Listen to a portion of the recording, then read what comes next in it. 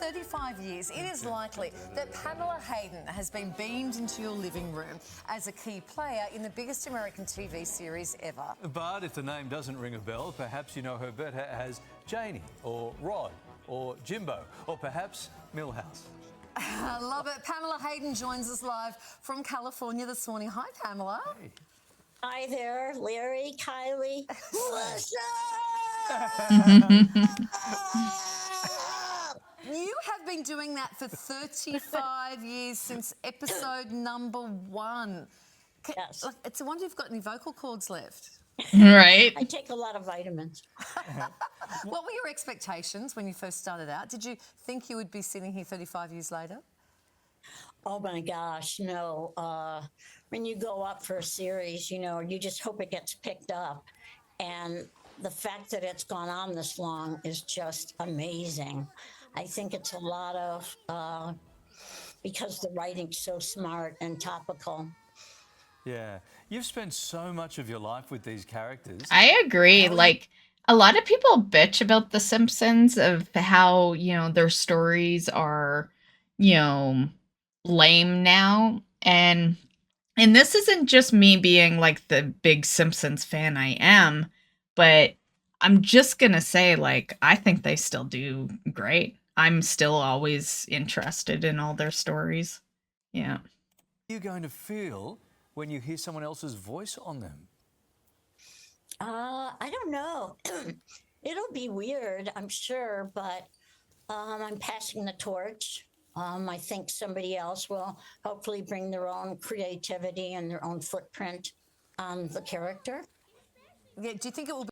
I worry that, like, at least it's not like a major character, but it's damn close to a major character. I think, yeah, I'm just gonna say it could destroy it. Be male or female, Pamela? I don't know. Probably female, just because a guy's voice changes. And so a lot of times boys' voices are voiced by women. Yeah, when they're little boys. The show has featured incredible guest stars like Michael Jackson, Dustin Hoffman, Meryl Streep. Do you ever get to meet these celebrities? Any behind-the-scenes stories that you can share? Well, a lot of times we do, especially before COVID. Well, Lady Gaga was great. There's so many. It's hard to think of. Oh, well, when Michael Jackson was on, they told us he was going to come with this huge entourage, and we shouldn't even look him in the face or look him in the eyes. So we didn't know what to expect. And then he came by himself, and he didn't have, he was really friendly, and he was talking to me, and he said, "I like the voice that you do." And I was like, "What?" He's like, "I like the voice that you do."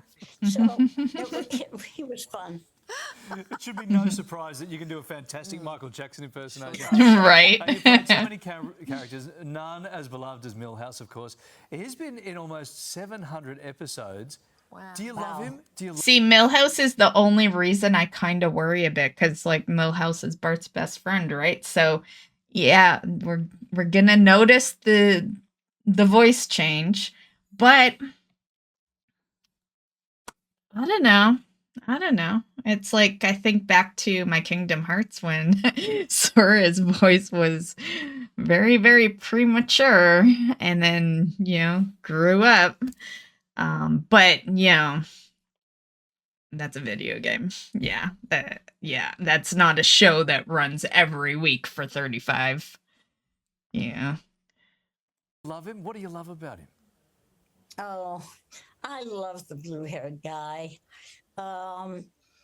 He's not so much an extension of myself in the sense that I didn't grow up a nerd, but one of the things I love about Milhouse is that even though he's getting knocked down all the time, he keeps getting up, and he has this tremendous tenacity, and I love that about him, and I feel like that's a characteristic that I have. absolutely talk about tenacity. You are such a success story because there was a documentary in 2023 which was called Jailhouse to Milhouse. Fans may not realise that you spent some time in a juvenile detention centre as a youngster. Yes, not my best years there as a teenager.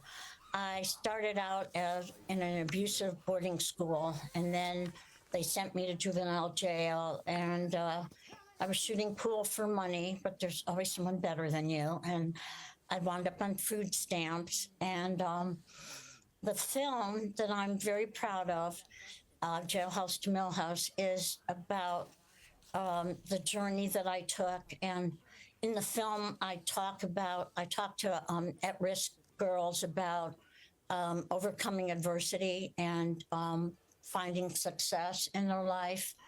And when I talk to them, I say, you know, I'm no better than you, so you can do it. And it's not just for at-risk girls. I'm hoping that it'll be an inspiration to everyone who's ever fallen through the cracks, which I think is pretty much everyone at some point in their life.